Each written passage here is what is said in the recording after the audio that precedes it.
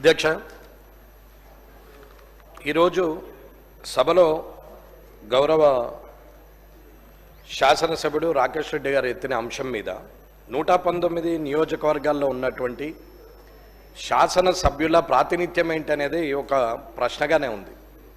గత ప్రభుత్వంలో అయినా ఇప్పటి ప్రభుత్వంలో అయినా ప్రతిపక్షమా అధికార పక్షమా అనకుండా ఎమ్మెల్యేలకు ఉన్నటువంటి ప్రాతినిధ్యం ఏంటి, ఎమ్మెల్యేలు శాసనసభలో చేసే కార్యక్రమాలు కానీ లేదా తన నియోజకవర్గంలో ప్రజలచే ఎన్నుకోబడి శాసనం ద్వారా శాసనసభలో వచ్చినటువంటి వ్యక్తికి ఉన్నటువంటి విలువలేంటి అనేది ఒక్కసారి మీరు దాని గురించి చెప్పాల్సిన అవసరం ఉంది అధ్యక్ష. అలాగే ఇన్ఛార్జ్ మినిస్టర్గా ఉన్న ఇన్ఛార్జ్ మినిస్టర్లు వారి పాత్ర ఎంతవరకు ఉంది, వారు ఆ జిల్లా మీద ఆధిపత్యం ఎంతవరకు ఉంటుంది, ఆ నియోజకవర్గాల్లో ప్రతిపక్ష పార్టీ ఎమ్మెల్యేలు ఉన్న దగ్గర వారి నియంత్రణ ఎలా కొనసాగుతుంది అనేది కూడా చూడాల్సిన అవసరం ఉంది. ఇన్ఛార్జ్ మినిస్టర్ అనే వారు జీవో ప్రకారంగా శాసనం ద్వారా నిర్మితమైనటువంటి వ్యక్తుల లేకపోతే పార్టీ ప్రభుత్వ పరంగా వారు ఇన్ఛార్జ్ మినిస్టర్లను పెట్టి ప్రతిపక్ష ఎమ్మెల్యేలను నియంత్రించే పరిస్థితి కోసం ఏర్పాటు చేసిందా అనేది మీరు తెలియజేయాల్సింది ఉంది అధ్యక్ష. ఇక్కడ ఎవరైతే ప్రజలచే ఎన్నుకోబడిన వారు ఉన్నారో వారిని వదిలేసి ఇన్ఛార్జ్ మినిస్టర్ల ద్వారా ఓడిపోయిన వారు పారిపోయిన వారు కాన్స్టిట్యున్సీని వదిలేసి వేరే దగ్గరికి పోయి పోటీ చేసినటువంటి వ్యక్తులను వారి ద్వారా అక్కడ శాంక్షన్లు ఇవ్వడం అనేది ఎంతవరకు సబబ్ అనేది ఇన్ఛార్జ్ మినిస్టర్లు అందరూ కూడా ఆలోచించాల్సిన అవసరం ఉంది. అన్న, గత ప్రభుత్వం మమ్మల్ని ఇబ్బంది పెట్టిర్రు, కళ్ళకు నీరు తెప్పించిర్రు, మేము ఇబ్బంది పడ్డామని చెప్పుకుంటున్నటువంటి ఇప్పటి ప్రభుత్వంలో ఉన్న పెద్దలు మరి ఇప్పుడు మీరు చేస్తున్నది ఏంది అనేది ఒక్కసారి ఆలోచించాల్సిన అవసరం ఉంది. అన్న, మేమేమి కిరీటం పెట్టుకోలేదు. నా మటుకు నేనైతే అనుకుంటున్నాను, ఎమ్మెల్యేగా 5 ఏళ్ళు ఉంటుండొచ్చు, ప్రజలు మెచ్చితే తిరిగి ఎన్నుకోబడుతుండొచ్చు, వారు నిరాకరిస్తే ఓడిపోతుండొచ్చు. కానీ ఎమ్మెల్యే అనే పదవికి మీరు గౌరవం ఇవ్వనంత వరకు మీకు మీరు తిట్టుకున్నట్టే, మీరు కూడా ఒక శాసనసభ్యులుగా ఉన్నారు కాబట్టి మీరు కూడా మీరు తిట్టుకున్నట్టే తప్ప నన్ను అవమానించినట్టు నేనైతే భావిస్తలేను. ఇక్కడ వెంకటరమణారెడ్డి కామారెడ్డి శాసనసభ్యుడు అనే బదులు కామారెడ్డి శాసనసభ్యుడు వెంకటరమణారెడ్డిగానే గుర్తింపు ఉంటుంది తప్ప శాసనసభ్యుడిగా ఎప్పుడు ఉంటారు కానీ పేర్లు మారుతూ ఉంటాయి, ఎవరో ఒకరు శాసనసభ్యులు అవుతారు. కానీ ఇవాళ నేను కనీసం 84 ప్రశ్నలు ఈ శాసనసభలో ఇక్కడ నేను ప్రశ్నలు ఇవ్వడం జరిగింది. దానికి సుమారు 8 మట్టుకే నాకు రిప్లై ఇవ్వడం జరిగింది. అంటే 84లో 8 పోతే 76 ప్రశ్నలకు ఇప్పటికి సమాధానం రాలేదు. ఇది శాసనసభ పరిస్థితి. ఇది ఎమ్మెల్యేగా నేను ఇచ్చినాను కాబట్టి నాకున్నటువంటి మర్యాదను ఏ రకంగా నేను స్వీకరించాలో మీరే తెలియజేయాలా. ఇకపోతే రైట్ ఇన్ఫర్మేషన్ యాక్ట్ ప్రకారంగా మీరు ఇస్తలేరని చెప్పి నేను రైట్ ఇన్ఫర్మేషన్ యాక్ట్లో సుమారు 86 ప్రశ్నలు ఇస్తే ఒక్కొక్క ప్రశ్నకు ఒక్కొక్క విధంగా ఇచ్చారు. ఎగ్జాంపుల్ హెల్త్ డిపార్ట్మెంట్ను తీసుకుందాం. రైట్ ఇన్ఫర్మేషన్ యాక్ట్లో ఇస్తే ఇక్కడ మంత్రి గారు ఉంటే శాసనసభ వ్యవహారాల మంత్రి గారు అయితే చూస్తున్నారు కాబట్టి చెప్తున్నాను, ఇక్కడున్న అందరు మంత్రులు కూడా గమనించాల్సిన అవసరం ఉంది, తోటి శాసనసభ్యులు కూడా గమనించాల్సిన అవసరం ఉంది. ఈ పరిస్థితి రేపు మీకు రావచ్చు, నాకు రావచ్చు, పక్కనున్న వారికి రావచ్చు, ఎవరికైనా రావచ్చు. కానీ ఆ పరిస్థితి వచ్చినప్పుడు బాధపడే కన్నా ఇటువంటి ప్రాక్టీస్ను మానేయడం మంచిదని అంటున్నాం.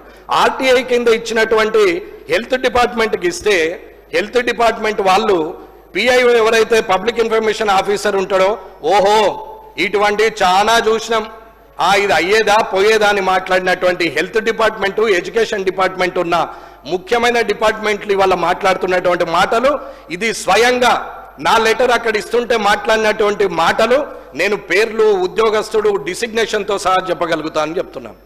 ఇది మంచి పద్ధతి కాదు అధికారులకు అని చెప్తున్నాం.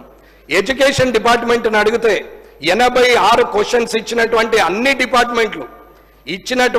డిపార్ట్మెంట్లు ఏదో ఒక రకమైన సమాధానము 6 జే ప్రకారంగా ఇస్తే 6(1) ప్రకారంగా ఇస్తే 2 జే ప్రకారంగా లేదని చెప్పి ఇప్పటి వరకు ఎడ్యుకేషన్ డిపార్ట్మెంటు ఇప్పటివరకు ఇవ్వలేదు.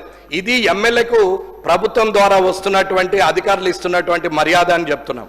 ఇన్ఛార్జ్ మినిస్టర్లు ఇవల్ల అక్కడ ఓడిపోయిన వారి ద్వారా అక్కడ పార్టీ పరంగా మీరు ప్రొసీడింగ్లు ఇస్తా ఉంటే, మీ వాళ్ళు పోయి అక్కడ కొబ్బరికాయలు కొడతా ఉంటే ఇక్కడ ఉన్నటువంటి గెలిచిన ఎమ్మెల్యేలు ఏం చేయాలనేది ప్రజలు గమనిస్తారు. కాబట్టి ఈ శాసనసభ ద్వారా చెప్తున్నాం. అన్నా మేమేమి పోలీస్ ప్రోటోకాల్ కావాలని అడగట్లేదు, మేము పోగానే అధికారులు మాకు ఎదురు రావాలని అడగట్లేదు. భయం అన్నా, ఇది నిజం. 0 అవర్లో మాట్లాడకపోతే నేను మాట్లాడేది ఒక్కటన్నా అధ్యక్ష, ఒకటే మాట నేను మాట్లాడేది నిజం. నేను మాట్లాడాలనుకుంటే ఈ శాసనసభలో ఇప్పటి వరకు ఇది 4వసారి నడుస్తున్నటువంటి ఈ సమయంలో నేను ఏ రోజు మితిమీరి మాట్లాడలేదు, ముందుకొచ్చి మాట్లాడలేదు, అరిచి గోలబెట్టి మైక్ తీసుకోలేదు, బెదిరిస్తే అడ్జస్ట్ అయిపోయి మీరు మళ్ళీ నాకు అవకాశం ఇచ్చే అవకాశాన్ని నేను తీసుకోలేదు, నేను ఎక్కడా బెదిరించలేదు. నాకు అవకాశం ఇస్తేనే మాట్లాడుతున్నా, నేను హుందాగానే ఉంటున్నా, నిజాన్నే మాట్లాడుతున్నా. మీరు మంచి చేస్తే మంచి అని చెప్పినాము. ఆరోగ్యశ్రీ పథకం 10 లక్షలకు రేవంత్ రెడ్డి గారు ముఖ్యమంత్రి గారు పెంచితే నేనే ఆ కార్యక్రమానికి పోయి ఆయన్ని పొగిడినా తప్ప నేను ఆయనను తిట్టలేదు. ఇవాళ డైట్ ఛార్జెస్ పెంచితే నేనే హాస్టళ్లకు పోయి ప్రభుత్వాన్ని పొగిడినాం తప్ప ఎక్కడ తిట్టలేదు. పార్టీ పరంగా ఎన్నడూ మాట్లాడలేదు. ఎప్పుడు కూడా మంచిని మంచన్నం, చెడును చెడని చెప్పినాం. ప్రతిపక్షం అధికార పక్షం అనేది అది అనుకూలంగా మారచ్చు, మారకపోవచ్చు. కానీ ఇవాళ మీరు చేస్తున్న ప్రాక్టీస్ మంచిది కాదు అని చెప్తున్నాం. ఒక ఎమ్మెల్యేగా ఆర్టీఐకి రాదు, ఒక ఎమ్మెల్యేకి ఆర్టీఐ ఇన్ఫర్మేషన్ సరిగా లేనప్పుడు ప్రభుత్వం ఏం పని చేస్తుంది? ఇక్కడ ఉన్నటువంటి శాసనసభలో ఇవాళ ఎమ్మెల్యేగా అడిగిన 84 క్వశ్చన్లకు 8 మాత్రం వచ్చింది. 15 నెలల కాలమైంది. నేను ఇచ్చినటువంటి ప్రతి ప్రశ్న నా దగ్గర ఫైల్తో సహా ఉంది, ఏ రోజు ఎప్పుడు ఇచ్చినామనేది. ఏదో ప్రజలకు సమాచారం ఇవ్వడానికి ప్రయత్నిస్తున్నాం తప్ప పర్సనల్ ఎజెండాగా ఎక్కడ మాట్లాడలేదు.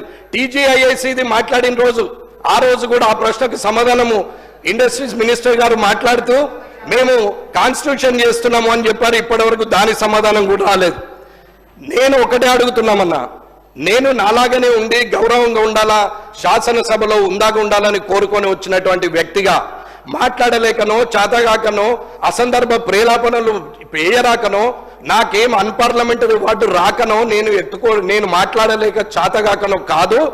రాజకీయాల్లో హుందాగా శాసనసభకు గౌరవం పెరగాలి, మీకు గౌరవంగా ఉండాలి, అధికారులకు గౌరవం ఉండాలని ఓపిక పడుతుంటే 15 నెలలుగా మీరు ఇలాగే చేస్తూ ఉంటే రానున్న కాలంలో మరి నా పద్ధతి మార్చుకోవాల్సిన అవసరం వస్తుందా అనేది ఒక ఆలోచన ఉంది. కాబట్టి దయచేసి తొందరగా అన్ని డిపార్ట్మెంట్ల నుంచి రైట్ ఇన్ఫర్మేషన్ యాక్ట్లో రావాలా. అవి ఏవి కూడా ప్రశ్నలకు సమాధానం చెప్పలేని స్థితిలో ప్రభుత్వము శాసనసభ ఉంది అంటే అది మీకే సిగ్గుచేటు, నాకు సభ్యుడిగా కూడా నాకు కూడా సిగ్గుచేటనే మాట్లాడుతున్నాను. కాబట్టి ఇవాళ ప్రభుత్వం నిజంగా ధైర్యంగా ఉండి చేస్తున్నది నిజమే అయినప్పుడు అడిగిన ప్రశ్నకు సమాధానం ఇవ్వాల్సిన అవసరము అధికారులకు ఉన్నది, అలాగే ప్రభుత్వానికి ఉన్నది అని చెప్తున్నా నేను. ఇది శాసనసభలో జరుగుతున్న ఈ 84 క్వశ్చన్లకు రైట్ ఇన్ఫర్మేషన్ యాక్ట్లో ఇచ్చిన ఆ 86 ప్రశ్నలకు ఇప్పటి వరకు 9% కూడా నా చేతికి అందనప్పుడు ప్రజలకు సమాధానం చెప్పే ధైర్యం మీకు లేనట్ట, లేకపోతే అది పర్సనల్ ఎజెండా అనుకొని మీరు ఏమన్నా ఆలోచిస్తున్నారా? నేను నిజాయితీగా ఉండే వ్యక్తిని. మీరు పోయి కామారెడ్డి నియోజకవర్గంలో ఎవరిని అడిగినా నా గురించి అందరూ చెప్తారు. ఆఖరికి కాంగ్రెస్ పార్టీ వాళ్ళు, బీఆర్ఎస్ పార్టీ వాళ్ళు కూడా నా గురించి మంచి చెప్తారు తప్ప చెడు మాత్రం చెప్పరు. ఇది నాకున్నటువంటి క్యారెక్టర్ అని చెప్తున్నాం. కాబట్టి ఈ మర్యాద మీరు ఎలా తీస్తారు, మీరు ఎలా ఇవ్వగలుగుతారో అధ్యక్షుల ద్వారా నేను ప్రభుత్వాన్ని కోరుతున్నాం.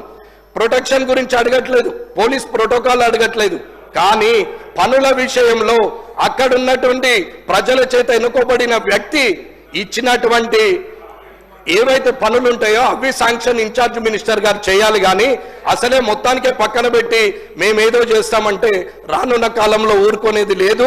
నేనైతే ఇది హెచ్చరికగా మాట్లాడట్లేదు, ప్రభుత్వాన్ని రిక్వెస్ట్ చేసి మాట్లాడుతున్నాము. మీరు తప్పు నిర్ణయం తీసుకుంటే మేము మాట్లాడాల్సిన పరిస్థితి కూడా వస్తుందని తెలియజేసుకుంటూ ముగిస్తున్నాం. గౌరవ సభ్యులు చెప్పిన అంశాలన్నీ నోటు చేసుకోవడం జరిగింది అధ్యక్ష, తప్పకుండా పరిశీలన చేస్తాం. కసిరెడ్డి నారాయణ రెడ్డి గారు.